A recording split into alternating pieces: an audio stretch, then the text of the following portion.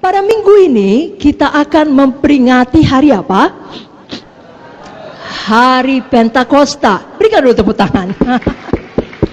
Amin, saudara.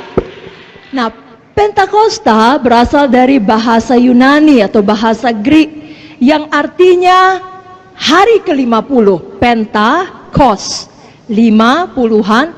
Jadi sebenarnya arti harafiah dari Pentakosta tidak lain adalah hari ke-50. Karena dahulu bangsa Israel merayakan hari Pentakosta sebagai hari di mana hukum Tuhan diberikan, yakni 50 hari setelah hari Paskah, Passover. Tapi sekarang kita merayakan hari Pentakosta sebagai peringatan dicurahkannya Roh Kudus 50 hari setelah Tuhan Yesus bangkit. Saudaraku, Roh Kudus itu adalah janji Bapa bagi kita. Dan janji ini diucapkan Tuhan Yesus yang merupakan perkataan terakhirnya sebelum ia naik ke sorga. Kita tahu perkataan terakhir dari orang yang dekat dengan kita sebelum pergi meninggalkan kita selama-lamanya, itu merupakan perkataan yang penting.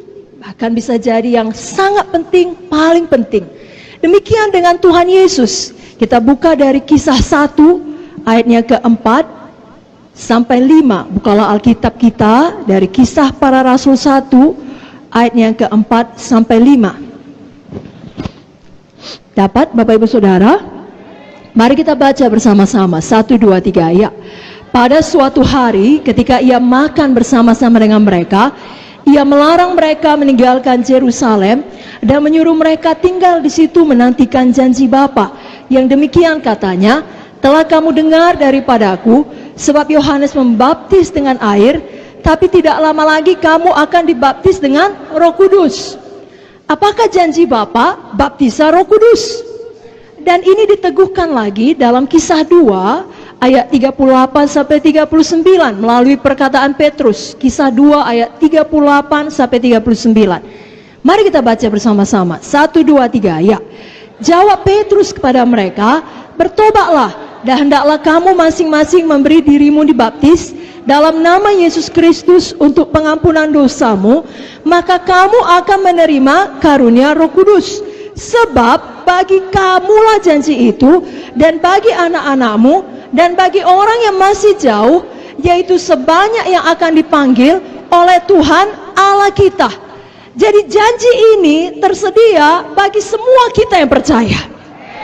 Sampai dengan sekarang ini, bahkan sampai nanti kita pulang ke sorga. Sebabnya, biar semuanya kita, bukan hanya kita yang berkumpul di sini, PSEK PKS, tapi semua jiwa baru di dalam kelompok sel kita, semua jiwa baru dalam sektor kita, kita pastikan menerima janji Tuhan ini. Mari angkat tangan kita katakan, mulai hari ini, semua jiwa-jiwa baru dalam pelayanan saya pastikan menerima janji Tuhan ini, menerima baptisan Roh Kudus. Katakan amin. Amin. Pada hari Pentakosta tersebut dalam Kisah 2 ini, Roh Kudus dicurahkan Tuhan seperti yang dijanjikannya. Berapa banyak saudara tahu kalau Tuhan berjanji, Tuhan menggenapi? Amin. Dia bukan manusia sehingga dia berbohong, dia bukan anak manusia sehingga dia berdusta. Kalau dia berfirman, dia genapi. Kalau dia berjanji, dia tepati. Maka Roh Kudus dicurahkan, lalu kemudian Petrus menyampaikan firman, pada hari yang sama langsung terjadi kebangunan rohani. Ada pertobatan, ada pemulihan, ada kebangunan rohani, tidak tanggung-tanggung. 3.000 jiwa selamat. Itulah awal dari gereja mula-mula. Jadi kapan Roh Kudus turun, kebangunan rohani turun. Pada malam ini kita tidak sekedar memperingati hari Pentakosta, oh makanya firman Tuhannya harus firman Tuhan Roh Kudus, tidak. Kita datang dengan satu kerinduan, kehausan yang mendalam untuk kebangunan rohani terjadi dalam hati kita. Dan apa yang ada dalam hati kita menyebar kepada orang lain di sekeliling kita. Jangan kita katakan biar kebenaran rohani terjadi kepada dia, dia perlu kali dia. Tidak, kepada saya. Kepada siapa Bapak Ibu Saudara? Berapa banyak di sini haus dan rindu akan kebangunan rohani? Lebih kuat lagi, berapa banyak di sini haus dan rindu akan kebangunan rohani? Berikan kemuliaan bagi Tuhan Yesus. Mari kita baca dulu mengenai Pentakosta ini dalam Kisah 2 ayat 1 sampai 4 saja. Kita baca Kisah 2 ayat 1 sampai 4. 1, 2, 3, ya. Ketika tiba hari Pentakosta, semua orang percaya berkumpul di satu tempat. Tiba-tiba turunlah dari langit suatu bunyi seperti tiupan angin keras yang memenuhi seluruh rumah di mana mereka duduk.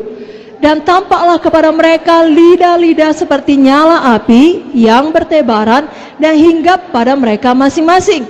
Maka penuhlah mereka dengan Roh Kudus. Lalu mereka mulai berkata-kata dalam bahasa-bahasa lain, seperti yang diberikan oleh Roh itu kepada mereka untuk mengatakannya. Katakan haleluya. Jadilah ini bagi kita, dan jadilah bagi semua jiwa baru di dalam pelayanan kita. Semuanya kita, masing-masing kita penuh dengan Roh Kudus, dan tidak berhenti di situ. Sama seperti murid-murid Tuhan ini, sama seperti rasul-rasul ini, hidup mereka berubah.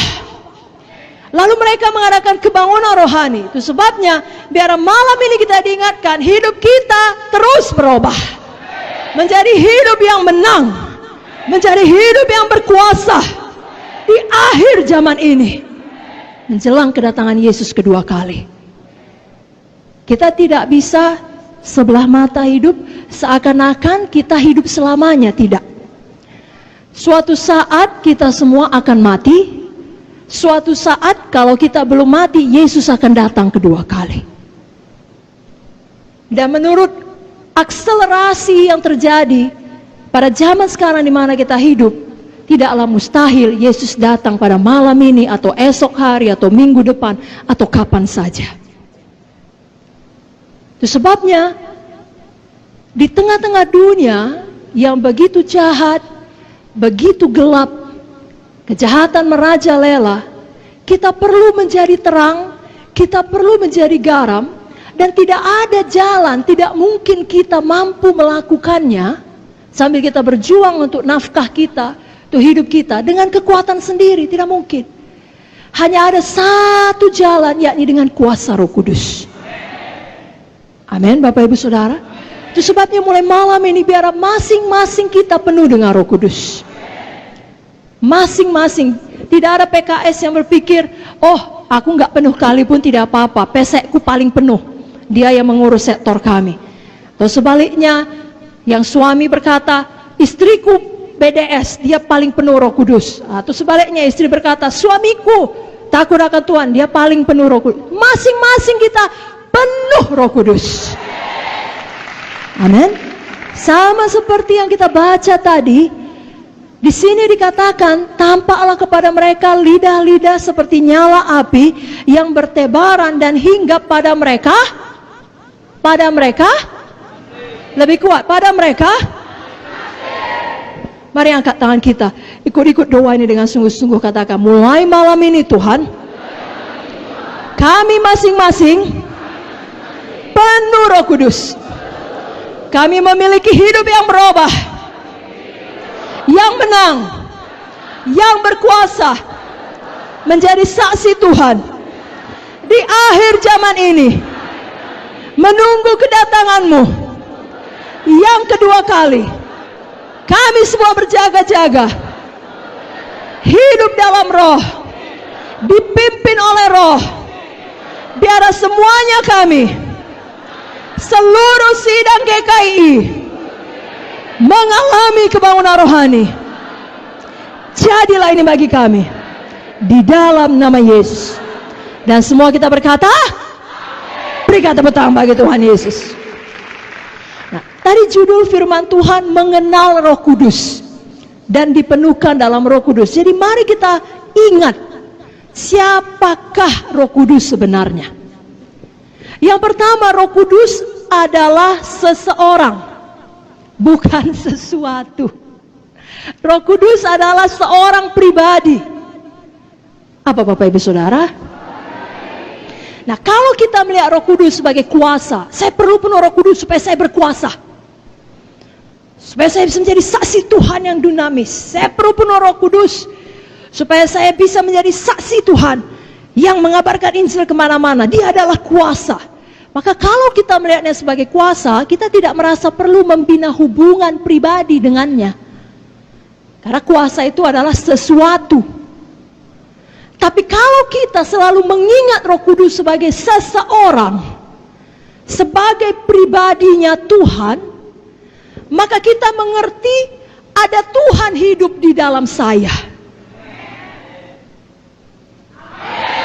Seharusnya satu pewahyuan ini saja cukup membuat saudara sukacita sepanjang malam ini. Ada Tuhan hidup di dalam saudara.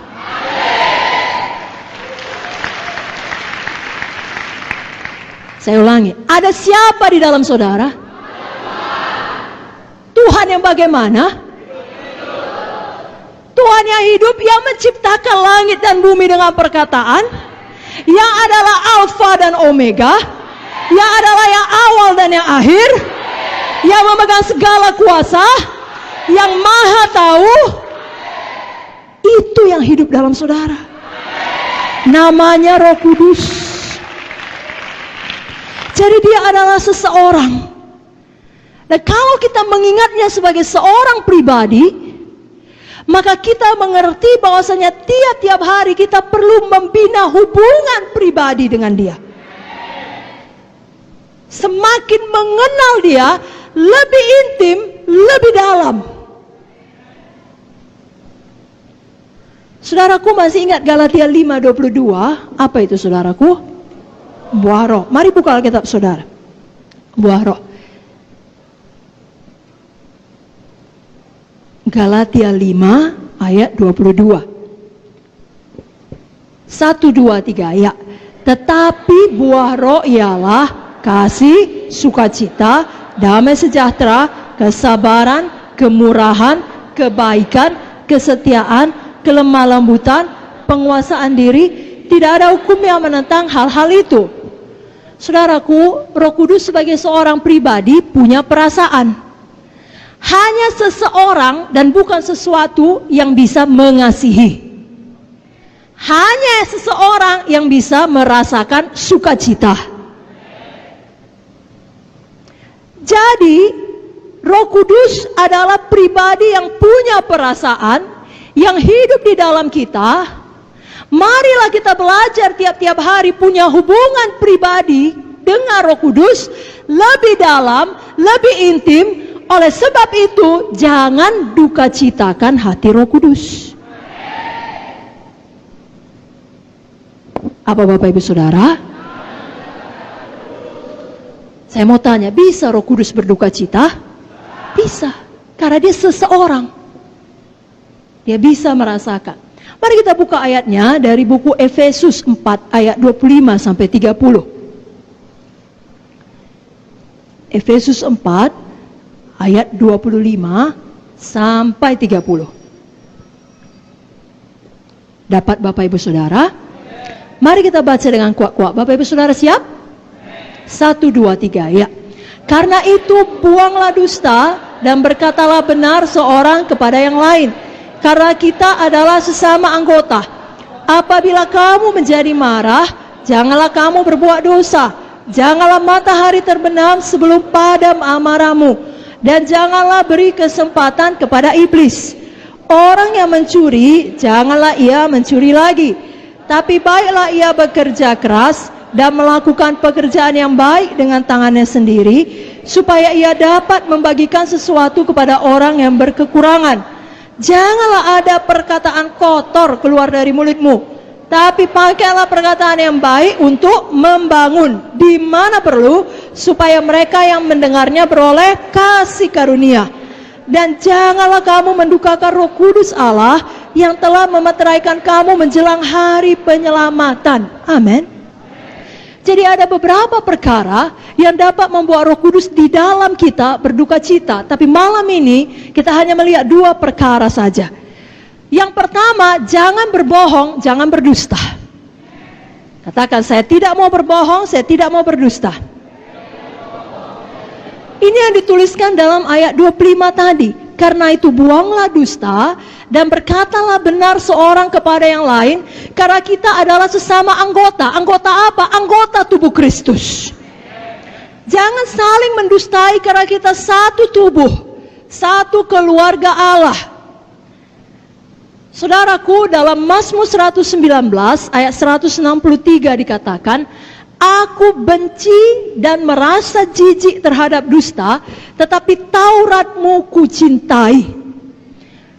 Kalau kita mengasihi firman, maka kita jijik terhadap dusta.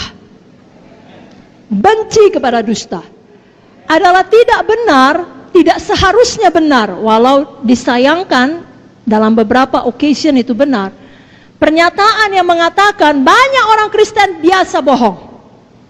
Seharusnya itu tidak boleh demikian terjadi.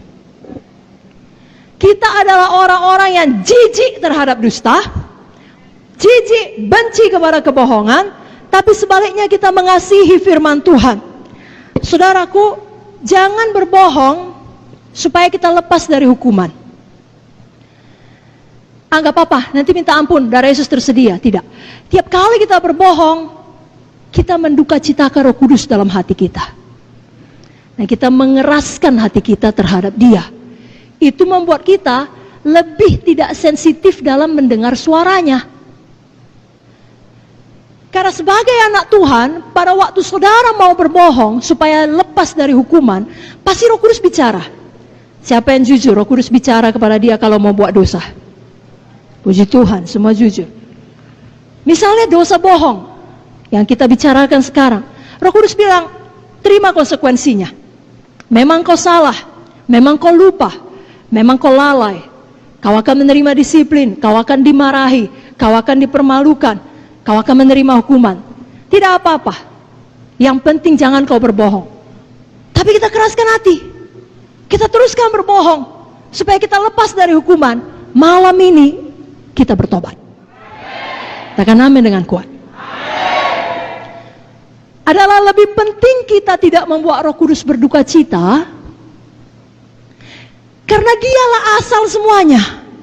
Saudara perlu berkat, saudara perlu kesembuhan, saudara perlu kehidupan, saudara perlu nafas, Roh Kudus asalnya. Jadi paling penting jangan buat dia berduka cita. Jangan pula berbohong supaya dilihat orang hebat. Aku hafal seluruh kitab Roma. Aku berdoa 5 jam sehari. Aku menginjil 8 jam sehari. Mau gimana itu? Atau apa sajalah. Saudara cuma bawa 3 jiwa. Tapi waktu ditanya, katakanlah, misalnya di pertemuan pemimpin sektor, berapa bulan ini jiwa yang Bapak selamatkan atau Ibu selamatkan? Dia pun tahu, tidak lebih dari 3. Saya tidak tahu pastinya, tapi mungkin kira-kira 20. Udahnya dibilang Roh Kudus jangan.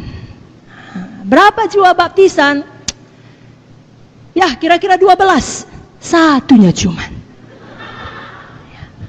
Lalu kita bilang sama Tuhan, ampuni ya Tuhan, saya nggak bohong, adanya Tuhan, tapi saya lebih-lebihkan. Karena saya beriman Tuhan, itu bukan beriman, itu berdusta.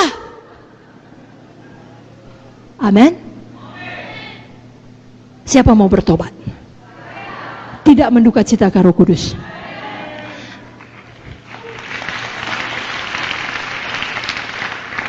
Jadi jangan berbohong supaya lepas dari hukuman.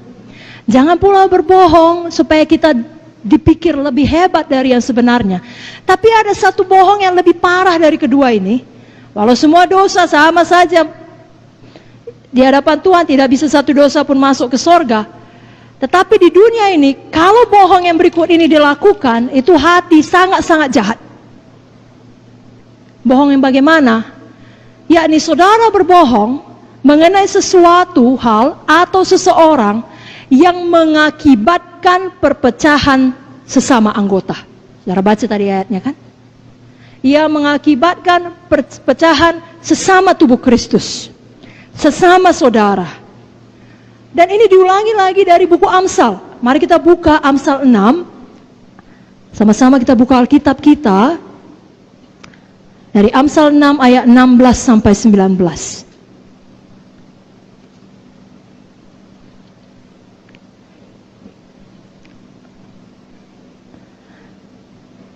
Selagi kita membuka buku Amsal, saya mau mendorong Bapak Ibu Saudara, bacalah Amsal 1 pasal saja per hari. Ada begitu banyak hikmat untuk bisnis saudara, untuk pelayanan saudara, untuk keluarga saudara. Ini buku yang sangat luar biasa.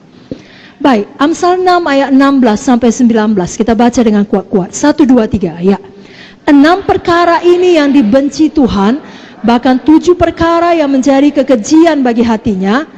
Mata sombong, lidah dusta, tangan yang menumpahkan darah orang tak bersalah, hati yang membuat rencana-rencana yang jahat, kaki yang segera lari menuju kejahatan, seorang saksi dusta yang menyembur-nyemburkan kebohongan, dan yang menimbulkan pertengkaran saudara. Apa yang dibenci Tuhan, apa yang menjadi kekejian bagi hatinya. Kalau saudara perhatikan mengenai dusta, diulang sampai 3 kali. Yang pertama dikatakan lidah dusta. Yang kedua ayat 19 ada 2 kali, saksi dusta yang menyembur-nyemburkan kebohongan, saksi dusta yang menimbulkan pertengkaran saudara. Jadi kalau ada kita di sini menyampaikan ucapan yang tidak sepenuhnya benar, itu bohong.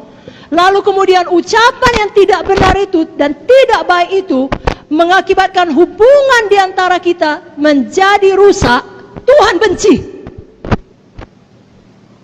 Apa saudaraku? Sebabnya bebas hari ini dari yang namanya gosip. Bebas dari namanya fitnah, pengumpat, dan kawan-kawannya. Amin. Dan ini termasuk ucapan saudara di sosial media. Kalau kita baca di Efesus 4 tadi, ucapan kita harus yang membangun. Supaya orang yang mendengarnya beroleh kasih karunia. Kalau semua anak Tuhan melakukan ini, hoax tidak bisa berkembang. Kenapa? Semua benci dan jijik kepada dusta, tapi mengasihi Taurat Tuhan. Semua tidak mau menyampaikan, ya tepuk tangan bagi Tuhan Yesus, haleluya. Semua tidak mau menyampaikan ucapan-ucapan yang tidak membawa berkat. Di sini dikatakan menimbulkan pertengkaran saudara, maksudnya bukan saudara dalam keluarga badani. Misalnya saudara menyampaikan hal yang tidak baik kepada saya mengenai ucapan Kak Vicky, lalu hubungan saya dan Kak Vicky menjadi tidak baik. Tapi kalau menyampaikan yang tidak baik kepada saya mengenai Kak Heni, wah kan gak munte, itu gak apa-apa. Hubungan saya dengan dia tidak baik pun kan tidak sesama saudara. Salah. Sesama saudara ini sesama saudara tubuh Kristus. Siapapun, suku apapun, marga apapun, usia apapun, jangan ada pertikaian, perselisihan di dalam KKS, di dalam sektor, oleh karena ucapan kebohongan. Dan sekali lagi Roh Kudus pasti sudah bicara di dalam. Tidak perlu kau kirimkan itu. Tidak perlu kau forward itu. Tidak perlu kau teruskan itu. Itu tidak menjadi berkat, walau itu benar. Alkitab juga berkata, pikirkan perkara yang benar, mulia, adil, suci, manis, sedap didengar, patut dipuji, disebut kebajikan. Jadi tidak cukup benar saja. Kalau orang yang mendengarnya tidak beroleh kasih karunia, saudara hentikan. Apalagi kalau itu betul-betul kebohongan murni. Tuhan benci dan jijik. Amsal 14 ayat 5 berkata, saksi yang setia tidak berbohong, tapi siapa menyembur-nyemburkan kebohongan adalah saksi dusta. Siapa di sini saksi dusta? Tidak ada. Siapa di sini saksi yang setia? Amin. Amsal 17 ayat 7. Orang bebal tidak layak mengucapkan kata-kata yang bagus, apalagi orang mulia mengucapkan kata-kata dusta. Saudara, orang mulia. Saudara, orang mulia Jangan ambil bagian dalam semua gosip, dalam semua kebohongan, dalam semua dusta. Jangan duka citakan Roh Kudus yang ada di dalam saudara. Setan mau saudara ikut kehendak daging saudara. Setan mau saudara terus berbohong. Karena bukan hanya Roh Kudus berduka cita, saudara akan menerima akibat yang sangat tidak baik. Saya bacakan Amsal 19 ayat 5. Mari kita baca bersama-sama ayat ini. Amsal 19 ayat 5. 1, 2, 3. Ya. Saksi dusta tidak akan luput dari hukuman. Orang yang menyembur-nyemburkan kebohongan tidak akan terhindar. Jadi tidak bisa luput. Orang dunia ini berpikir tidak apa-apa berdusta sepanjang tidak ketahuan.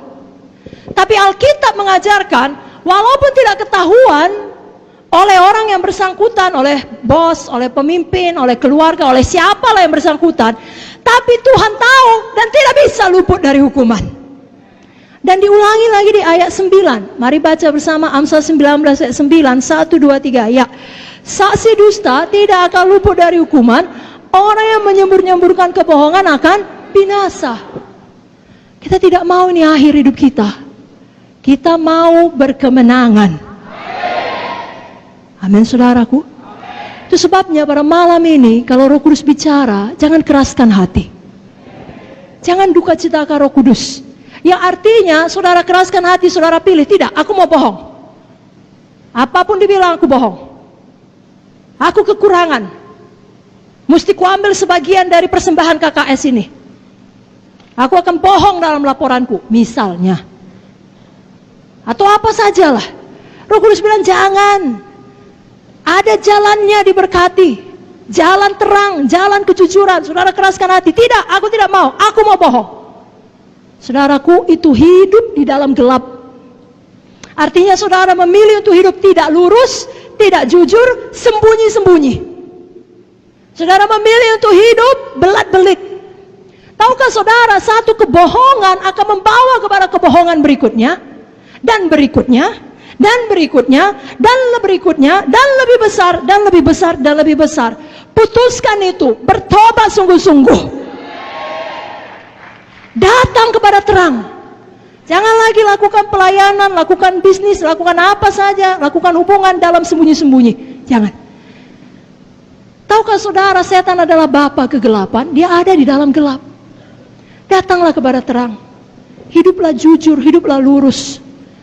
Maka saudara tidak akan bisa diganggu setan sesuka hatinya. Tidak bisa. Karena saudara tidak beri tempat. Tapi kalau kita memilih hidup dalam kegelapan dan memilih tetap berbohong, maka setan adalah bapa kita. Betul? Siapa bapa pendusta? Siapa? Betul dia pencuri, pembunuh, pembinasa. Tapi nggak dibilang dia bapa pencuri, dia bilang bapa pendusta. Saya bacakan ayatnya, Yohanes 8:44. Iblislah yang menjadi bapamu, dan kamu ingin melakukan keinginan-keinginan bapamu. Ia adalah pembunuh manusia sejak semula, dan tidak hidup dalam kebenaran, sebab di dalam dia tidak ada kebenaran. Apabila ia berkata dusta, ia berkata atas kehendaknya sendiri, sebab ia adalah pendusta dan bapa segala dusta. Malam ini di dalam nama Yesus, putuskan hubungan saudara dengan semua bapa pendusta, dengan segala jalan dusta. Saudara perlu sesuatu dalam pelayanan, bicara dengan jujur, bicara baik-baik. Jangan buat skim-skim, jangan tidak jujur. Sudah mengerti? Tidak ada yang namanya berbohong untuk kebaikan. Iblislah bapamu katanya. Kita tidak mau. Kita mau hidup di dalam terang. Kita orang mulia.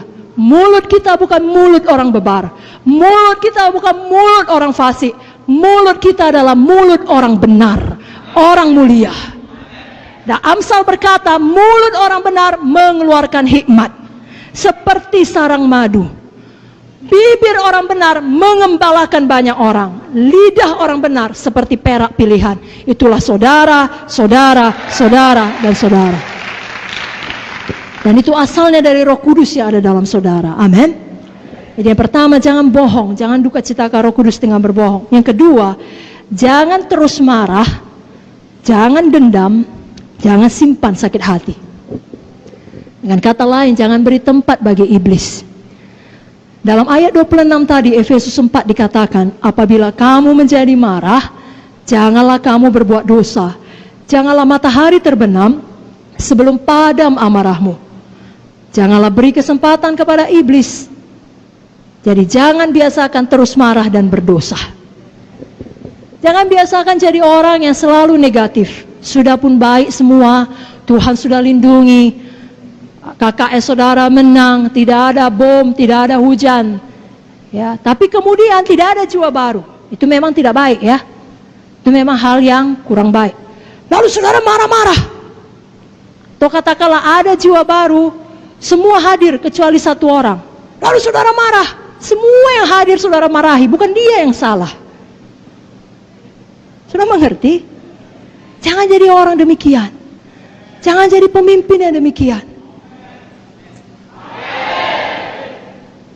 Justru semua buruk pun saudara bisa melihat kebaikan Tuhan.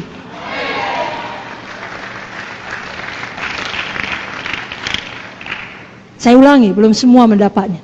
Justru semua tidak baik pun saudara bisa melihat kebaikan Tuhan.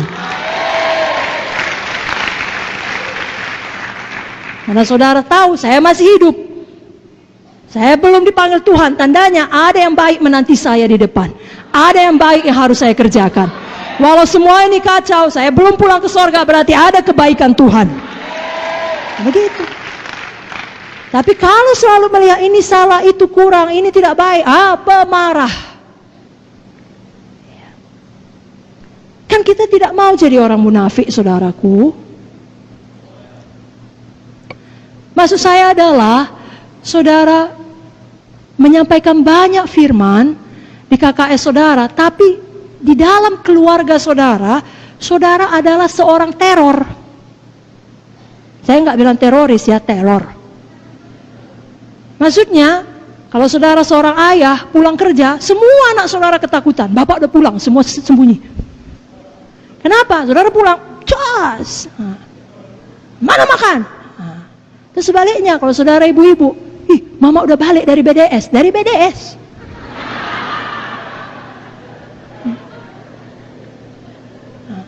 Tapi semua takut. Kenapa? Pemarah. Biasa, kemprung, pecah semua. Semua marah. Itu menduka citakan Roh Kudus. Lalu hati ini keras. Roh Kudus mau bicara gak bisa, buta, gak bisa dengar. Kenapa? Karena dikeraskan. Roh Kudus sudah bilang sabar. Marah. Jangan begitu. Banyak bersyukur lihat kebaikan Tuhan. Nah, saya tidak menghakimi karena semua kita datang dari banyak latar belakang. Jangan ke pemarah, pembunuh pun ada, pemerkosa pun ada. Betul saudara? Dan puji Tuhan untuk darah Yesus yang sanggup mengampuni semua dosa-dosa kita. Seburuk apapun, sehitam apapun, menjadi putih seperti salju. Terima kasih Tuhan Yesus. Tapi setelah itu kita perlu patuh kepada pimpinan Roh Kudus. Hidup oleh Roh. Ya, tidak meneruskan hidup di dalam daging. Nah baik, itu marah karena apapun, udah baik pun tetap marah. Tapi ini lebih tinggi daripada itu. Saudara, saya, kita semua perlu bertumbuh secara rohani. Jangan marah walau ada dasar untuk marah. Dengan kata lain, saudara punya alasan cukup pantas, layak untuk marah, yakni orang jahat terhadap saudara, orang melakukan kecurangan terhadap saudara, dan lain-lain lah. Orang membicarakan saudara, menggosipkan saudara, bla bla bla. Begitupun tetap jangan marah. Bukan saya yang bilang, Alkitab yang bilang. Mari buka Alkitab saudara. Mari bangkit berdiri dari Mazmur 37 ayat 1 sampai 8. Ini ayat yang sangat luar biasa. Semua kita perlu sungguh-sungguh membacanya. Mazmur 37 ayat 1 sampai 8.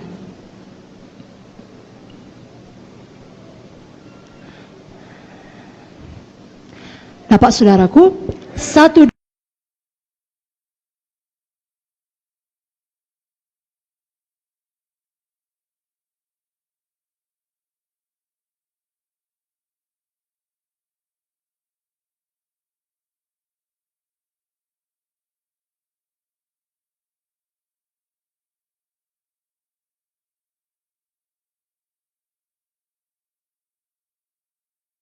2, 3. Hidupmu kepada Tuhan dan percayalah kepadanya, dan Ia akan bertindak. Ia akan memunculkan kebenaranmu seperti terang dan hakmu seperti siang. Berdiam dirilah di hadapan Tuhan dan nantikanlah Dia.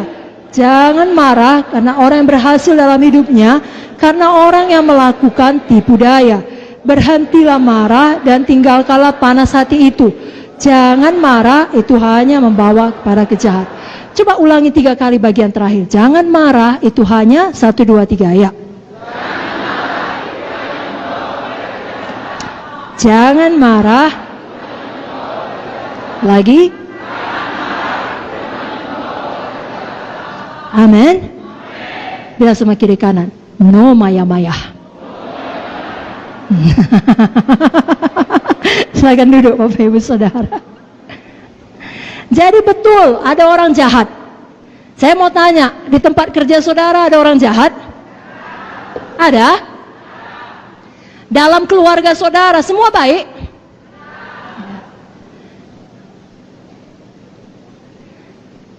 Di mana saudara beraktivitas, apakah di situ ada orang yang berbuat curang?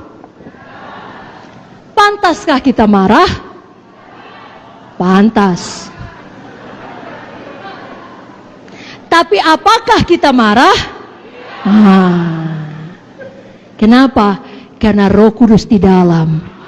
Kita tidak mau mendukacitakan Roh Kudus. Pendapat siapa lebih berharga? Pendapat dia atau pendapat Roh Kudus? Dia bilang, itu bapak itu, ibu itu, atau kakak itu, abang itu, itu dia itu penipu itu. Tapi Roh Kudus bilang, kau orang yang sangat diberkati, aku mengasihi engkau.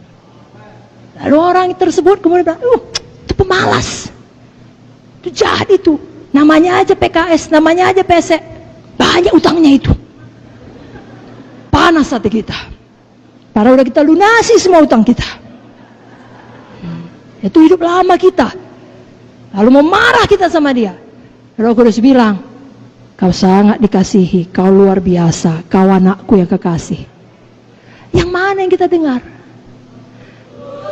Pendapat siapa lebih penting? Pendapat manusia atau pendapat Roh Kudus? Siapa Tuhan kita? Ucapan dia atau ucapan Roh Kudus yang memang adalah Tuhan Tritunggal? Siapa Roh Kudus? Itu Tuhan kita. Percayalah kepada Tuhan. Diamlah di negeri. Lakukanlah yang baik. Ia akan memunculkan kebenaranmu seperti terang dan hakmu seperti siang. Jadi Roh Kudus di dalam kita menyanggupkan kita untuk bersabar. Jangan kita lawan Roh Kudus tersebut dengan sengaja mengeraskan hati dan mendukacitakan dia. Buku Amsal lagi-lagi memberikan banyak petunjuk. Dalam Amsal 14 ayat 29 dikatakan, orang yang sabar besar pengertiannya, tapi siapa cepat marah membesarkan kebodohan. Amsal 15 ayat 18, si pemarah membangkitkan pertengkaran, tetapi orang yang sabar memadamkan perbantahan. Siapa mau jadi si pemarah? Siapa mau menjadi orang yang sabar? Amin. Amin. Amsal 19 ayat 19, orang yang sangat cepat marah akan kena denda, karena jika kau hendak menolongnya, engkau hanya menambah marahnya. Jangan kita menjadi orang demikian. Amsal 20 ayat 3, terhormatlah seseorang jika ia menjauhi perbantahan, tapi setiap orang bodoh membiarkan amarahnya meledak. Roh Kudus menolong kita sehingga kita bisa menguasai diri kita. Itu salah satu buah roh, penguasaan diri. Amin saudara. Kita mau menjadi orang yang terhormat. Nah saudaraku, sama seperti hubungan antar manusia, bisa dekat, bisa intim. Ini kita ada banyak di sini. Semua kita satu keluarga kan? Siapa kita mengaku kita ini satu keluarga Allah? Siapa kita mengaku kita satu tubuh Kristus? Tapi walaupun kita semuanya satu tubuh Kristus, satu keluarga Tuhan di Gereja Kemenangan Iman Indonesia, kita kalau dengan jujur, ada di antara kita yang hubungannya lebih dekat, ada yang lebih renggang. Betul? Hubungan saya dengan saudara tentulah lebih renggang bila dibandingkan dengan hubungan saya dengan Ibu Munte atau Ibu Victoria. Betul? Saya lebih intim dengan mereka. Demikian juga Roh Kudus ada di dalam kita, tapi kedekatan kita dengan Roh Kudus, keintiman kita dengan Roh Kudus, itu semuanya terserah kepada kita. Tergantung kepada kepatuhan kita kepadanya. Bila kita dengan sengaja menduka citakan Roh Kudus, nah bukan berarti saudara kehilangan keselamatan saudara, saudara terancam masuk neraka, tidak. Saudara punya jaminan keselamatan. Yesus mengampuni dosa saudara, dosa yang lalu, dosa yang sekarang, dosa yang akan datang. Wah, itu saja cukup untuk buat saudara bersorak-sorai. Bersorak-sorai, tepuk tangan dulu. Tidak ada yang lebih penting dari jaminan keselamatan. Namun, walaupun kita tetap selamat, tapi hubungan kita dengan Roh Kudus tidak lagi begitu manis seperti sebelumnya ketika saudara patuh. Kalau saudara jujur, saudara tahu saat-saat itu, ya, ini di waktu saudara berdoa, saudara tidak bisa merasakan apa-apa. Pernah? Jangan diteruskan. Kenapa itu terjadi? Karena misalnya Roh Kudus sudah berkata, jangan lakukan nakku, jangan bohong. Udah, hentikan. Itu gosip nakku. Roh Kudus bilang, nakku jangan gitu. Kalau mau bilang sungguh-sungguh, jangan pura-pura, jangan hidup dalam kegelapan, jangan sembunyi-sembunyi. Lurus saja, tetap juga belak-belik. Roh Kudus bilang, sabar nakku, jangan meledak. Tapi kita keraskan hati. Lalu itu membuat Roh Kudus berduka cita. Saudaraku, saya mau katakan, saudara bisa bebas dari ikatan dosa. Bukan hanya bohong, bukan hanya marah, apa saja. Kalaupun masih ada di antara saudara punya dosa-dosa yang terselubung, saudara bisa bebas. Kalau saudara mau jujur pada Roh Kudus. Saya bacakan Mazmur 32, saudaraku. Dengar baik-baik ya, Mazmur 32. Dari Daud, nyanyian pengajaran. Berbahagialah orang yang diampuni pelanggarannya, yang dosanya ditutupi. Berbahagialah manusia yang kesalahannya tidak diperhitungkan Tuhan dan yang tidak berjiwa penipu. Dengan kata lain, yang jujur. Ayat 3 dan 4. Selama aku berdiam diri, selama aku tidak mengaku dosa, selama aku tetap diam, tulang-tulangku menjadi lesu karena aku mengeluh sepanjang hari. Sebab siang malam tanganmu menekan aku dengan berat, sumsumku menjadi kering, seperti oleh teriknya musim panas. Lalu ayat 5 dia berkata, dosaku kuberitahukan kepadamu, kesalahanku tidak kusembunyikan. Aku berkata, aku akan mengaku kepada Tuhan pelanggaran-pelanggaranku, dan Engkau mengampuni kesalahan karena dosaku. Apa maksud ayat ini? Selama kita tidak jujur pada Roh Kudus, kepada Tuhan, kita yang menderita. Bukan Tuhan tidak tahu dosa kita. Tuhan tahu pikiran kita dari jauh. Pemazmur berkata, Kau tahu, Kau menyelidiki batinku. Tuhan tahu kalau kita berpikiran kotor. Tuhan tahu kalau kita berpikiran jahat. Tapi kalau kita pura-pura saja, kita melayani saja, atau apalah, kita diam-diamkan, kita yang menderita. Badan kita pun ikut menanggungnya. Lalu Daud berkata, dosaku kuberitahukan, dan Tuhan mengampuni, Tuhan memulihkan. Jadi malam ini saudaraku, saya ajak kita untuk jujur pada Roh Kudus. Maka kita cintakan uang, maka kita tidak sungguh-sungguh melayani KKS kita, kasih kita telah menjadi dingin. Kita nggak peduli, datang nggak datang, situ kau, aku pun punya hidup, aku pun perlu cari makan. Sudah dihubungi, aku sakit, doakanlah aku. Iya, aku doakan, tapi nggak kita doakan. Tapi kita nggak jujur di hadapan Tuhan. Malam ini, jujurlah.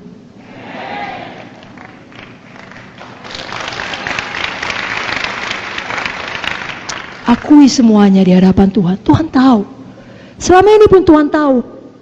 Tapi waktu kita jujur, kita melepaskan diri kita. Lalu mulai dengan setia ikuti proses pemulihan saudara dari ikatan dosa itu. Karena sama seperti saudara tidak terikat dalam satu hari, kan? Betul? Betul? Tidak ada orang dalam satu hari langsung terikat narkoba. Tidak ada orang dalam satu hari terikat pornografi. Nah, kerap kali proses pemulihan pun ada, perlu waktu. Saudara setia di dalamnya. Apa kata Roh Kudus, saudara ikuti. Mari tutup mata saudara, angkat tangan saudara. Tidak usah pedulikan kiri kanan, katakan dengan jujur, Roh Kudus, Kau begitu mengasihi saya. Saya mengaku semua dosa saya. Kau tahu Tuhan, dosa pikiran, dosa perkataan, dosa perbuatan. Saya akui semuanya. Saya tidak sembunyikan. Saya tidak mau lagi hidup dalam gelap. Saya tidak mau berbohong. Saya tidak mau marah. Ampunilah saya selama ini. Saya sering tidak menyadari Kau hidup di dalam saya. Saya sering mengeraskan hati saya dan mendukacitakan Engkau. Tapi mulai hari ini saya bertobat. Saya berbalik. Saya terima pemulihan. Saya mau patuh kepadamu. Saya mengasihimu dengan segenap hati saya dan dengan tindakan saya. Mulai malam ini saya alami kebangunan rohani di dalam nama Yesus. Dan semua kita berkata, berikan tepuk tangan bagi Yesus. Baik, itu poin yang pertama, Roh Kudus seorang pribadi. Jangan kita duka citakan. Poin yang kedua, Roh Kudus itu adalah Tuhan sendiri. Roh Kudus adalah Tritunggal. Sama seperti Allah Bapa dan Allah Anak, Tuhan Yesus. Roh Kudus tidak lebih rendah kedudukannya dibandingkan Bapa ataupun Tuhan Yesus. Sama. 3 dalam 1, 1 dalam 3. Saya bacakan satu ayat saja. Kisah 5 ayat 3-4. Mengenai Ananias yang mendustai Roh Kudus. Apa kata firman dalam Kisah 5 ayat 3-4. Tetapi Petrus berkata, Ananias, mengapa hatimu dikuasai iblis sehingga engkau mendustai Roh Kudus dan menahan sebagian dari hasil penjualan tanah itu? Selama tanah itu tidak dijual, bukankah itu tetap kepunyaanmu? Dan setelah dijual, bukankah hasilnya itu tetap dalam kuasamu? Mengapa engkau merencanakan perbuatan itu dalam hatimu? Engkau bukan mendustai manusia, tetapi mendustai Allah. Ananias mendustai Roh Kudus, sama Ananias mendustai Allah. Jadi jangan ada persepsi yang salah dalam pemikiran kita, bahwasanya Roh Kudus itu ya lebih rendah sedikit dari Bapa atau dari Tuhan Yesus. Tidak, mereka adalah satu. Dan mereka adalah satu. Roh Kudus sekarang ada di dunia ini, di dalam hati kita. Dan firman Allah menyatakan, roh yang ada di dalam kita lebih besar dari semua roh yang ada di dalam dunia ini. Saudara tidak perlu takut, amin. Yang ketiga, Roh Kudus adalah penolong kita, Parakletos. Yohanes 14 ayat 16-17. Roh Kudus adalah penolong. Mari kita baca sama-sama, Bapak Ibu Saudara siap? Yohanes 14 ayat 16-17, 1, 2, 3 ayat. Aku akan minta kepada Bapa dan Ia akan memberikan kepadamu seorang penolong yang lain, supaya Ia menyertai kamu selama-lamanya, yaitu Roh kebenaran. Dunia tidak dapat menerima Dia, sebab dunia tidak melihat Dia dan tidak mengenal Dia. Tapi kamu mengenal Dia, sebab Ia menyertai kamu dan akan diam di dalam kamu, di dalam kita, di dalam saudara.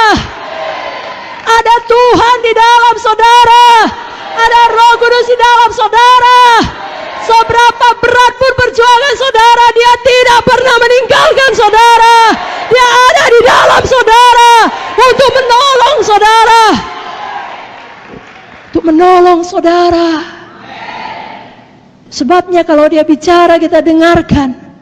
Karena maksudnya hanya untuk menolong saudara. Kalau ada orang mau menolong kita, kita terima saudaraku. Amin. Nah, malam ini saya mau ingatkan khususnya Roh Kudus menolong kita di dalam doa kita.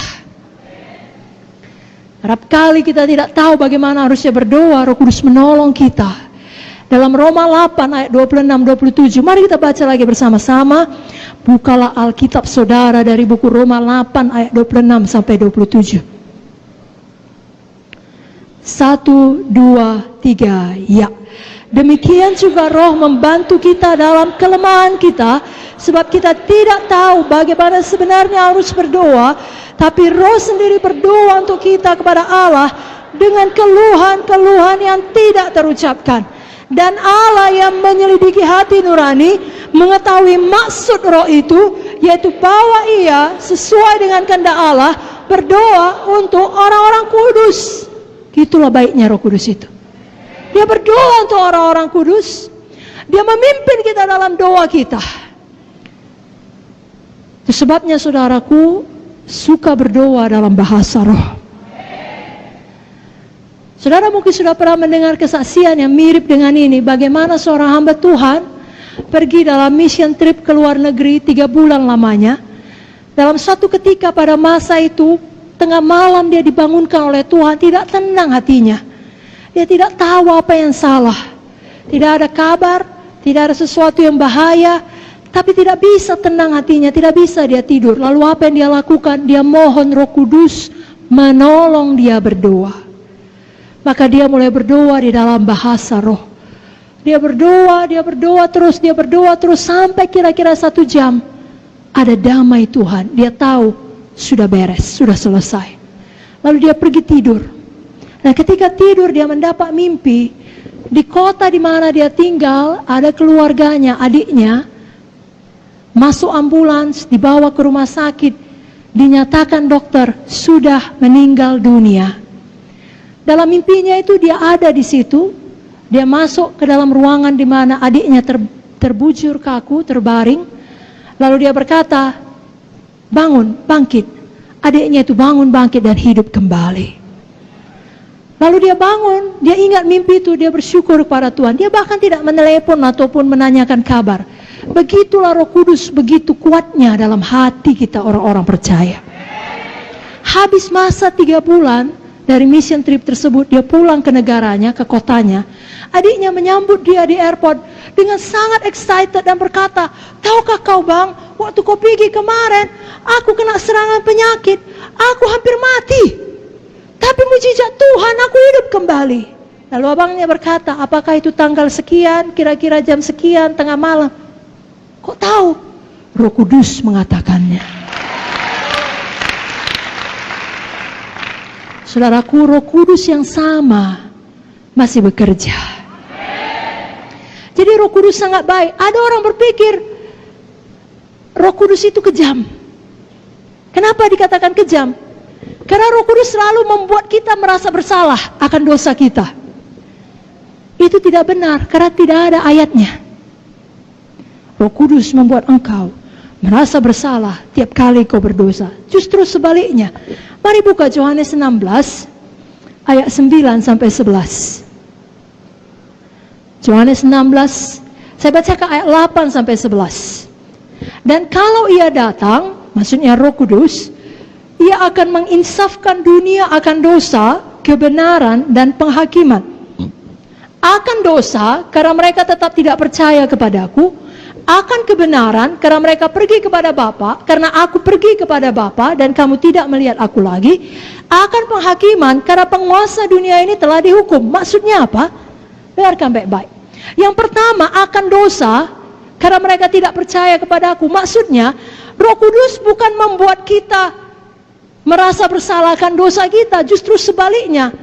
Roh Kudus bekerja di dalam hidup manusia untuk menyadarkan mereka bahwasanya mereka adalah orang berdosa dan tidak dapat menyelamatkan dirinya sendiri. Oleh karena itu mereka butuh juru selamat, namanya Yesus. Karena dalam 1 Korintus 12 ayat 3 dikatakan, aku mau meyakinkan kamu, tidak ada seorang pun yang berkata-kata oleh Roh Allah dapat berkata terkutuklah Yesus. Sebaliknya, tidak ada seorang pun yang dapat mengakui Yesus adalah Tuhan selain oleh Roh Kudus. Kayak kita berdoa kepada jiwa-jiwa yang belum selamat, Roh Kudus jamah hatinya. Karena adalah pekerjaan Roh Kudus yang membuat seseorang insaf, menyadari dia orang berdosa. menyelamatkan dirinya, dia butuh juru selamat. Baru dia cari juru selamat dan dia terima Yesus sebagai juru selamatnya. Jadi kalau saudara merasa bersalah akan dosa saudara, itu bukan Roh Kudus, itu setan penuduh, pendakwah. Justru saudara bersyukur Yesus Kristus telah mengampuni dosa saudara. Yesus Kristus adalah Tuhan dan juru selamat saudara. Akan kebenaran, karena aku pergi kepada Bapa dan kamu tidak melihat aku lagi. Maksudnya, kebenaran bahwa kita telah dibenarkan oleh Tuhan Yesus. Jadi kita dalam posisi, kalau dalam bahasa Inggrisnya, right standing with God. Kita dapat datang ke hadirat Tuhan kapan saja. Bukan karena kita sempurna, tapi karena darah Yesus membenarkan kita. Kita tidak perlu baik dulu, baru layak datang berdoa kepada Tuhan. Tidak perlu, karena ada darah Yesus yang membenarkan kita. Itulah penolong Roh Kudus. 2 Korintus 5:21 mengatakan, 2 Korintus 5:21 mengatakan, dia yang tidak mengenal dosa telah dibuatnya menjadi dosa oleh karena kita, supaya dalam dia kita dibenarkan oleh Allah. Di Roh Kudus ingatkan kita tersebut. Kau telah dibenarkan. Maju terus melayani. Betul kau tadi berdosa, minta ampun, bertobat. Sekarang maju terus, kau telah dibenarkan. Akan kebenaran. Jadi bukan Roh Kudus yang menuduh kita. Justru Roh Kudus mengingatkan kita, dosa kita telah dibenarkan oleh karya Yesus. Akan penghakiman, karena penguasa dunia ini telah dihukum. Saya pikir saudara semua mengerti ini. Penguasa dunia ini, setan ini telah dihukum. Dulu saudara di bawah kuasanya, tapi sekarang tidak lagi. Dia ada di bawah kaki saudara. Setan tidak punya otoritas atas saudara. Jadi itu Roh Kudus penolong.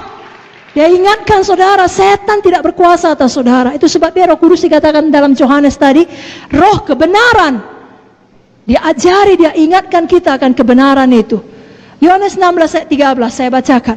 Apabila ia datang, yaitu roh kebenaran, ia akan memimpin kamu dalam seluruh kebenaran.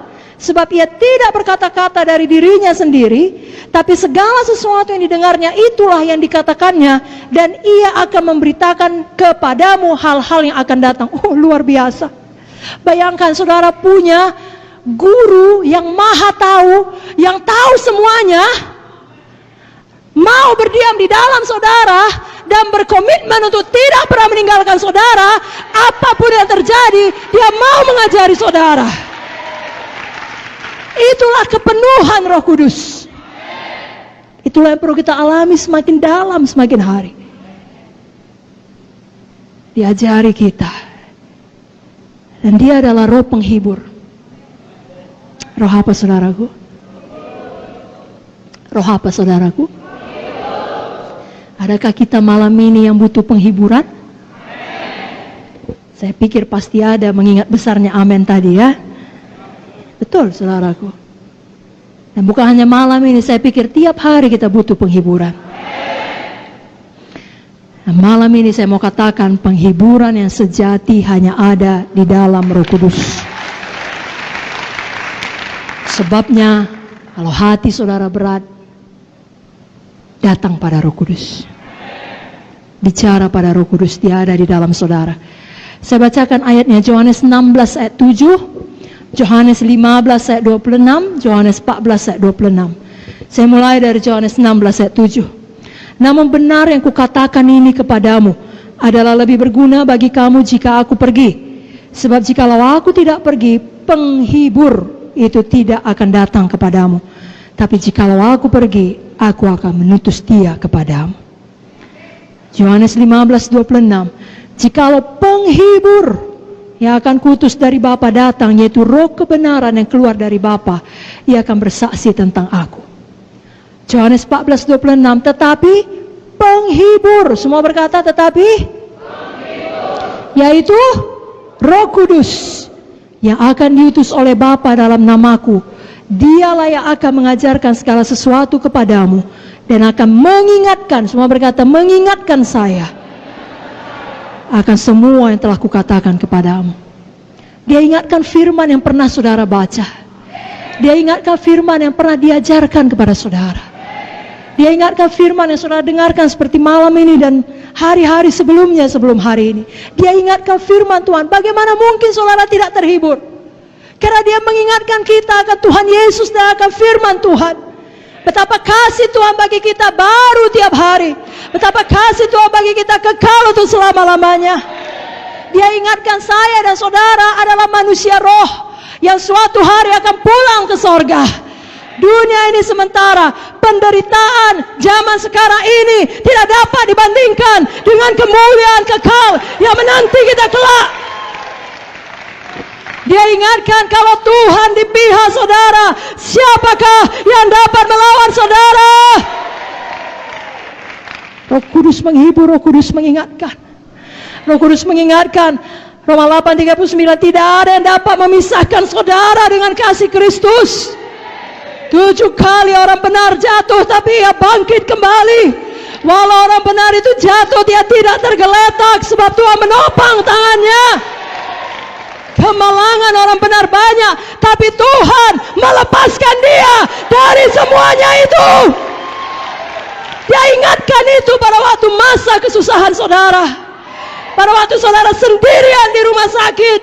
Pada waktu saudara harus ke pengadilan untuk menghadapi orang yang mengancam saudara. Pada waktu saudara dihakimi oleh keluarga saudara karena saudara tidak mau beradat. Pada waktu saudara meneteskan air mata dan tidak ada seorang pun yang melihatnya. Roh Kudus ada di sana. Dia di dalam saudara. Dia menghibur saudara. Dia tidak pernah meninggalkan saudara. Dan dia ingatkan firman Tuhan kepada saudara. Alamilah kepenuhan Roh Kudus, saudaraku. Malam ini hauslah satu persekutuan yang intim dengan dia, yang benar-benar dipenuhkan di dalam dia, sehingga kita bangkit dari keterpurukan apapun masalah kita, dan kita menjadi bukti, pemberi bukti bagi dunia ini, bahwasanya walaupun kita sudah jatuh, sudah ditekan, sudah hancur, kita naik kembali, kita bangun kembali, kita bangkit kembali, kita hidup menang, bahkan lebih dari pemenang. Kita perlu Roh Kudus untuk membuat kita menang menghadapi pencobaan, menang menghadapi masalah, menang menghadapi tragedi-tragedi kehidupan. Saudaraku, hanya karena kita pelayan, hanya karena kita PKS atau pesek, bukan berarti kita eksklusif dari tragedi. Bukan berarti kita eksklusif dari semua masalah. Tragedi menimpa siapa saja, orang fasik dan orang benar. Tapi orang fasik tidak punya Roh Kudus menyertai dia. Orang benar memiliki Roh Kudus di tengah tragedi.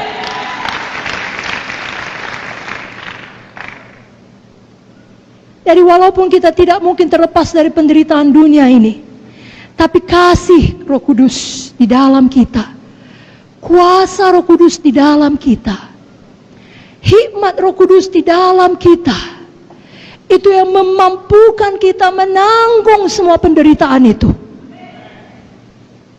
Sehingga dalam menjalaninya kita tidak menyerah. Kita tahu akan tiba tanggal kadaluarsanya. Lalu kita dimampukan untuk setia. Bahkan lebih daripada itu, kita tidak kehilangan damai kita. Kita tidak kehilangan pujian dari mulut kita. Kita tidak kehilangan sukacita kita. Dan paling penting, kita tidak kehilangan iman kita. Kita tidak berbalik dan menunjuk Tuhan dan berkata, kenapa kau izinkan ini terjadi? Kalau kau peduli kepada aku, kenapa kau biarkan? Tidak. Kita berkata, segala sesuatu bekerja sama mendatangkan kebaikan bagi kami yang mengasihi Tuhan.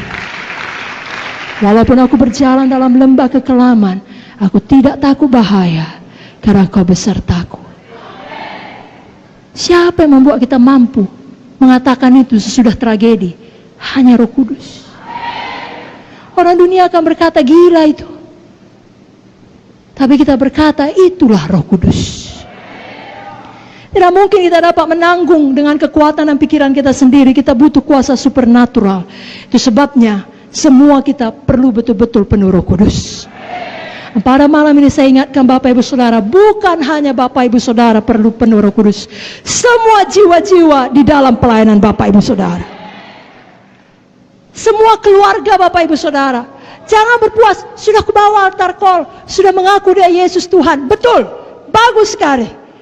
Tapi tidak cukup di situ, perlu selamat, lahir baru, yang artinya percaya Yesus Tuhan, bertobat dari dosa-dosa, perlu dibaptis dalam air, dan perlu penuh Roh Kudus.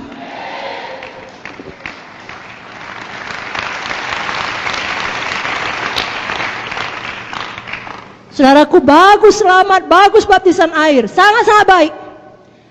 Tapi kalau kita mau hidup yang berkuasa dan menang tadi, perlu baptisan Roh Kudus. Adalah Yesus sendiri yang membaptis kita dengan Roh Kudus. Keempat Injil menuliskannya. Saya bacakan Matius 3 ayat 11, Markus 1 ayat 8, Lukas 3 16 dan Yohanes 1 33. Matius 3:11, aku membaptis kamu dengan air sebagai tanda pertobatan. Tapi ia yang datang kemudian daripadaku lebih berkuasa daripadaku, dan aku tidak layak melepaskan kasutnya. Ia akan membaptiskan kamu dengan Roh Kudus dan dengan api.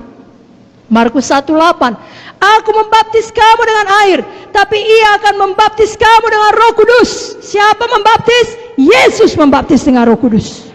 Lukas 3:16, Yohanes menjawab dan berkata kepada semua orang itu, aku membaptis kamu dengan air, tapi ia lebih berkuasa daripada aku akan datang dan membuka tali kasutnya pun aku tidak layak. Ia akan membaptis kamu dengan Roh Kudus dan dengan api. Yohanes 1:33, aku pun tidak mengenalnya, tapi dia yang mengutus aku untuk membaptis dengan air telah berfirman kepada aku, jikalau kau melihat Roh itu turun ke atas seseorang dan tinggal di atasnya, dialah itu yang akan membaptis dengan Roh Kudus. Jadi kalau sampai diulangi dalam keempat Injil, Tuhan mau semua anak-anaknya sampailah kepada kepenuhan itu.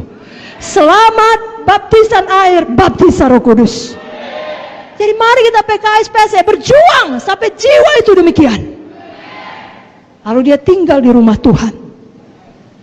Saudaraku, Tuhan Yesus yang adalah teladan kita semua tahu juga penuh Roh Kudus. Dibaptis air dan penuh Roh Kudus. Matius 3:16. Sesudah dibaptis, Yesus keluar dari air. Pada waktu itu juga langit terbuka. Ia melihat Roh Allah seperti burung merpati turun ke atasnya. Kalau Yesus sendiri perlu penuh Roh Kudus ketika dia masih hidup di dunia ini, apalagi kita. Apalagi saudara, apalagi jiwa-jiwa yang kita layani. Sekali lagi, perlu selamat, lahir baru, perlu penuh Roh Kudus. Mari buka Alkitab saudara dari Kisah 2 ayat 38.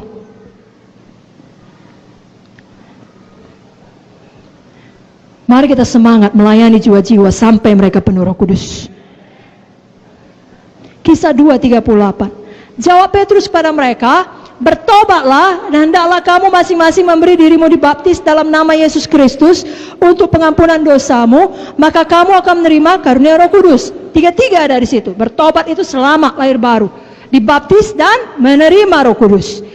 Sekarang diulangi lagi dalam Kisah 8 ayat 12. Mari buka Alkitab saudara dari Kisah 8 ayat 12. Mari kita baca bersama-sama. 1, 2, 3 ayat.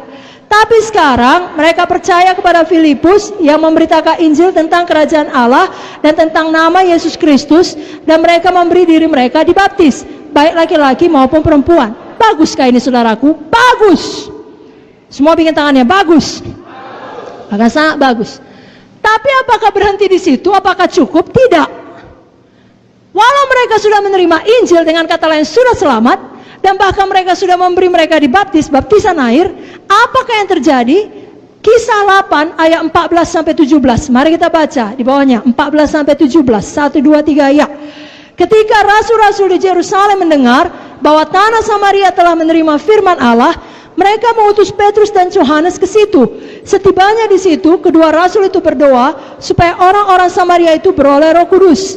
sebab Roh Kudus belum turun di atas seorang pun di antara mereka, karena mereka hanya dibaptis dalam nama Tuhan Yesus. Kemudian keduanya menompangkan tangan di atas mereka, lalu mereka menerima Roh Kudus. Haleluya. Mari angkat tangan saudara, katakan, saya sebagai PKS, saya pastikan jiwa-jiwa di KKS saya benar-benar selamat, benar-benar baptisan air dan penuh Roh Kudus. Katakan amin. Berikan tepuk tangan bagi Tuhan Yesus. Satu ayat lagi saudaraku, Kisah 19 ayat 1 sampai 2, mengenai perlunya ketiganya. Tidak cukup dua saja. Kisah 19 ayat 1 sampai 2. Mari kita baca bersama-sama. 1, 2, 3, ya. Ketika Apolos masih di Korintus, Paulus sudah menjelajah daerah-daerah pedalaman dan tiba di Efesus. Di situ dapatinya beberapa orang murid. Katanya kepada mereka, sudahkah kamu menerima Roh Kudus ketika kamu menjadi percaya? Akan tapi mereka menjawab dia, belum. Bahkan kami belum pernah mendengar bahwa ada Roh Kudus. Nah, coba dengarkan baik-baik. Kenapa Paulus menulis ini? Kenapa Paulus berkata seperti ini? Pada waktu dia pergi satu tempat, dia temukan ada murid-murid yang percaya kepada Tuhan Yesus. Lalu ditanyanya, apakah kamu sudah menerima Roh Kudus ketika kamu menjadi percaya? Bukankah saat kita percaya, dengan kata lain saat kita selamat menerima Yesus, dengan sendirinya kita juga menerima Roh Kudus? Jadi kenapa ditanya Paulus? Apakah teologi Paulus salah? Tidak. Tidak mungkin salah. Dia menulis sebagian besar daripada kitab-kitab perjanjian baru. Amin saudara. Maksudnya di sini adalah Paulus mau mereka menerima baptisan Roh Kudus, dipenuhkan di dalam Roh Kudus dan berdoa bicara dalam bahasa roh. Itu sebabnya kita baca seterusnya ayat 3 sampai 6. 1, 2, 3, ya. Lalu kata Paulus kepada mereka, kalau begitu dengan baptisan manakah kamu telah dibaptis? Jawab mereka, dengan baptisan Yohanes. Kata Paulus, baptisan Yohanes adalah pembaptisan orang yang telah bertobat, dan ia berkata kepada orang banyak bahwa mereka harus percaya kepada dia yang datang kemudian daripadanya, yaitu Yesus. Ketika mereka mendengar hal itu, mereka memberi diri mereka dibaptis dalam nama Tuhan Yesus. Dan ketika Paulus menumpangkan tangan di atas mereka, turunlah Roh Kudus ke atas mereka, dan mulailah mereka berkata-kata dalam bahasa roh dan bernubuat. Waktu saudara layani jiwa, jelaskan sejelas-jelasnya. Roh Kudus bukan hanya untuk murid-murid Yesus dan 120 orang yang tertulis di Kisah Para Rasul 2, tapi untuk kamu dan untuk anak-anak kamu, untuk sebanyak orang yang dipanggil Tuhan, untuk kita semua janji itu. Berikan tepuk tangan saudaraku, amin. Nah, kalau ada yang berkata itu dulu, sekarang tidak lagi, saudara terangkan, pencurahan Roh Kudus sejak Kisah 2 tadi tidak pernah berhenti. Seperti yang kita baca inilah saudaraku.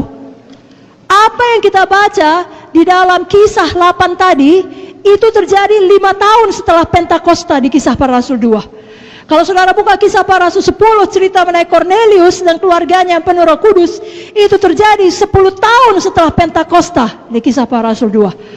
Dan yang terakhir tadi dalam Kisah 19 itu terjadi 25 tahun setelah Pentakosta di Kisah Para Rasul 2. Dengan kata lain, itu terjadi terus-menerus sampai sekarang ini pencurahan Roh Kudus masih berlangsung.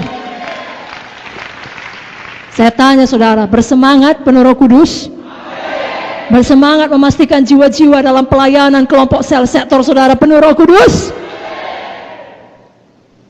Supaya semua menyadari ada pribadi yang hidup di dalamnya, yang mengajari, yang menolong, yang menghibur, roh kebenaran. Amin saudara. Betul saudaraku, untuk sampai ke sorga kita hanya perlu selamat, hanya perlu lahir baru, yakni bertobat dan percaya atas pengampunan dosa kita oleh penebusan darah Yesus. Tapi supaya kita bisa hidup menang di dunia ini, kita perlu baptisan air dan baptisan Roh Kudus. Dalam baptisan air, saudara mendeklarasikan putus hubungan dengan manusia lama. Dalam baptisan Roh Kudus, saudara memiliki kuasa untuk bangkit menjadi manusia yang baru. Ayat yang paling disukai Bapak Founder, Kisah 1 ayat 8, saudaraku, kuasa. yang diberikan oleh Roh Kudus. Mari kita baca sama-sama Kisah 1 ayat 8. Saudara bersemangat membacanya? 1, 2, 3, ya. Tetapi kamu akan menerima kuasa kalau Roh Kudus turun ke atas kamu, dan kamu akan menjadi saksiku di Yerusalem, di seluruh Judea dan Samaria, dan sampai ke ujung bumi. Amin. Saudara bukan hanya menjadi saksi dari mulut saudara, tapi dari hidup saudara. Seperti saya katakan tadi, saudara pemberi bukti. Ada Roh Kudus dalam saudara, banyak mujizat yang terjadi dalam hidup saudara. Dan jadi dalam tahun ini, ya, kita memperingati hari Pentakosta, khususnya minggu ini. Mari semuanya kita, PKS PC, dan semua jemaat Tuhan Sidang GKI, betul-betul penuh Roh Kudus. Ya, saudara punya waktu malam ini berdoa, besok berdoa, doakan nama per nama dari anggota kelompok sel saudara. Khususnya saudara tahu memang belum bicara dalam bahasa roh.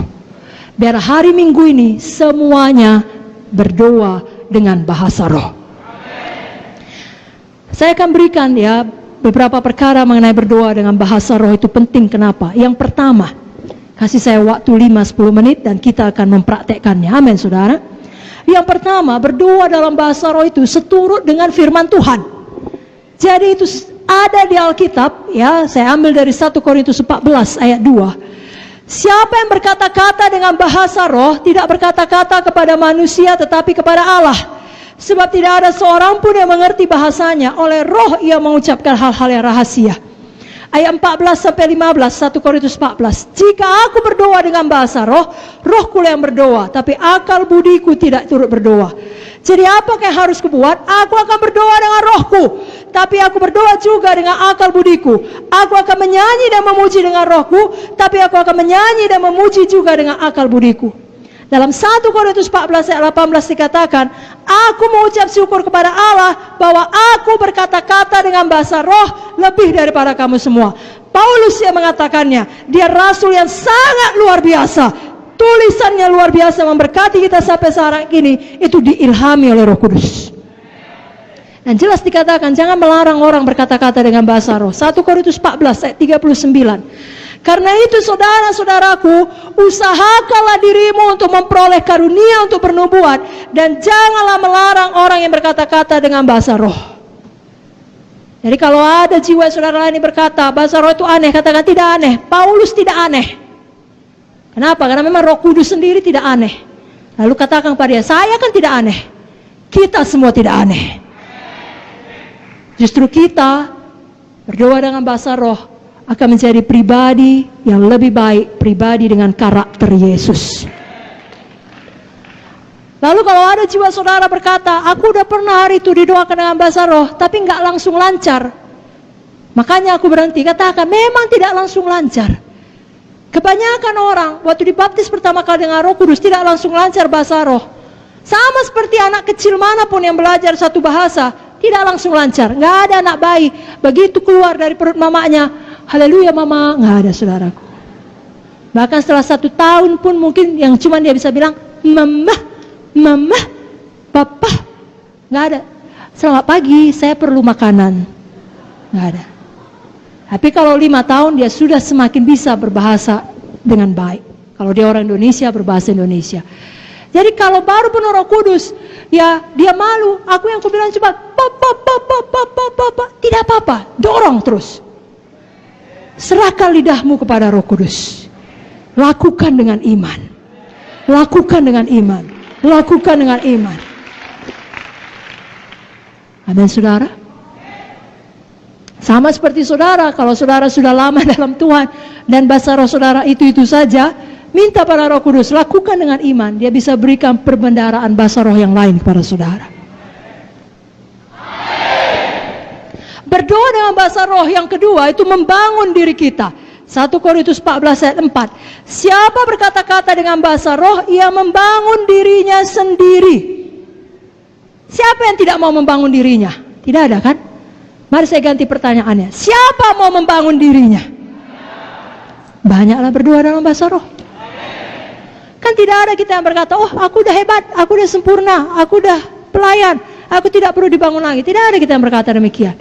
Semua kita perlu membangun diri kita, menyegarkan diri kita. Yesaya 28 ayat 11-12 berkata, sungguh oleh orang-orang yang berlogat ganjil dan oleh orang-orang yang berbahasa asing akan bicara kepada bangsa ini. Dia yang telah berfirman kepada mereka, inilah tempat perhentian.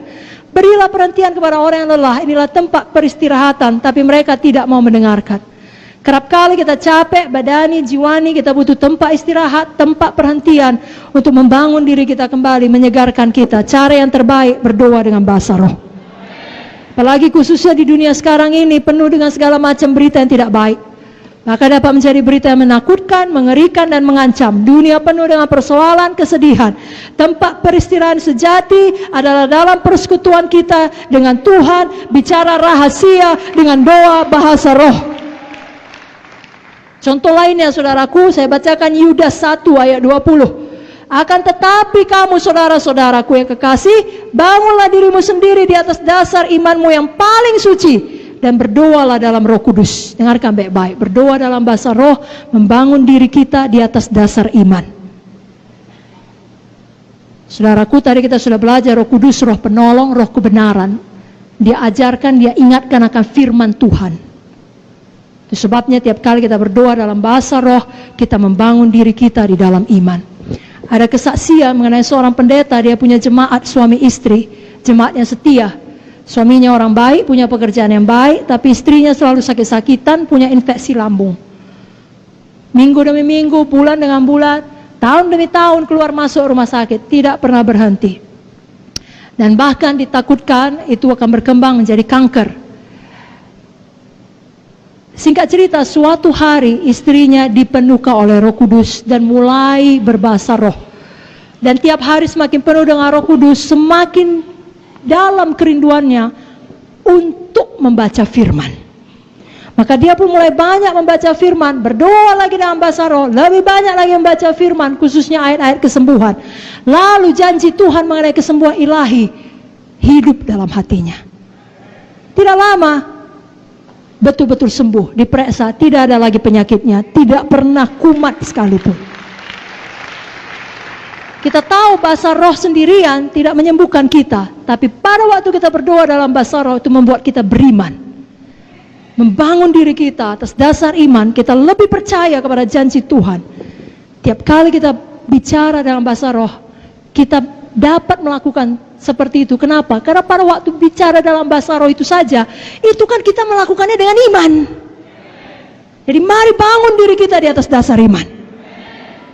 Lalu apapun masalah saudara, saudara bisa keluar sebagai pemenang. Saudara lihatlah Paulus, dia berkata tadi, aku berbahasa roh lebih banyak dari kamu semua. Dan saudara lihat hidupnya bukan hidup yang mudah. Hidup Paulus sangat berat, sangat menderita. Saudara baca buku Korintus, saudara menangis membaca penderitaan Paulus. Di dalam tubuhnya ada banyak tanda Kristus, banyak kali disesah. Tapi saudara tahu apa yang dikatakannya dari dalam penjara Filipi, bersukacitalah senantiasa di dalam Tuhan. Sekali lagi ku katakan, bersukacitalah. Bagaimana mungkin orang yang begini menderita, ditinggalkan semua orang. Menjelang kematiannya dia menuliskan, semua orang telah meninggalkan aku. Sedih sekali. Bukan dia berkata, apa ini Tuhan? Seluruh hidup sudah kuberikan kepadamu, sekarang tinggal kematian Tuhan. Tidak ada orang menemani aku. Gak betul ini Tuhan. Bertahun-tahun melayani Engkau dengan setia, kok begini jadinya? Tidak, dia tidak berkata demikian. Dia berkata, aku telah mengakhiri pertandingan iman yang baik. Aku telah mencapai garis akhir. Mahkota yang menantiku. Kok bisa ya berpikir seperti itu? Kok bisa ya punya mental pemenang seperti itu? Karena Roh Kudus. Karena Roh Kudus. Mari kita penuh Roh Kudus. Itu pilihan kita, saudaraku. Seberapa penuh kita, itu pilihan kita. Setan akan melakukan apa saja supaya kita tidak berjalan dalam kuasa Roh Kudus. Karena dia tahu kalau saudara bangkit dalam kuasa Roh Kudus, sama seperti dikatakan dalam firman Tuhan buku Kisah, ini sudah datang orang-orang yang membongkar balikkan dunia. Itulah dia. Setan tahu itu. Kalau betul kita hidup dalam kepenuhan Roh Kudus, kita membongkar balikkan dunia bagi Yesus. Jadi setan akan melakukan apa saja supaya kita tidak penuh Roh Kudus, supaya kita menduka citakan Roh Kudus, supaya kita lupa bahwasanya Roh Kudus itu seorang pribadi hidup di dalam kita, supaya kita tidak berdoa dalam bahasa roh, supaya kita ikut kehendak daging kita. Lawanlah setan, maka dia akan lari daripadamu. Bukankah tadi sudah kita dengar Roh Kudus akan mengingatkan kita bahwasanya penguasa dunia ini telah dihukum? Setan tidak memiliki otoritas atas saudara, kecuali saudara yang izinkan. Jangan izinkan, jangan beri kesempatan kepada iblis. Sebabnya hari ini jujur kepada Tuhan, akui semua dosa saudara. Jangan pelihara hati yang keras, biarkan Roh Kudus memenuhkan saudara. Jangan mulut kita bahasa roh, pikiran kita melayang, hati kita keras. Mulut kita bahasa roh, hati kita terbuka, lembut kepada Tuhan, patuh kepada Tuhan, takut akan Tuhan. Pikiran kita fokus kepada Tuhan. Saudara akan bangkit betul-betul menjadi orang yang membongkar balikkan dunia. Milikilah hati yang lembut, yang tidak mau menduka citakan Roh Kudus. Sungguh-sungguh bertobat dari jalan yang salah dan terbuka sepenuhnya, sehingga malam ini ada pertobatan, malam ini ada pemulihan, dan mulai malam ini seterusnya ada satu kebangunan rohani yang tidak dapat dihentikan oleh apapun. Saudara diberkati.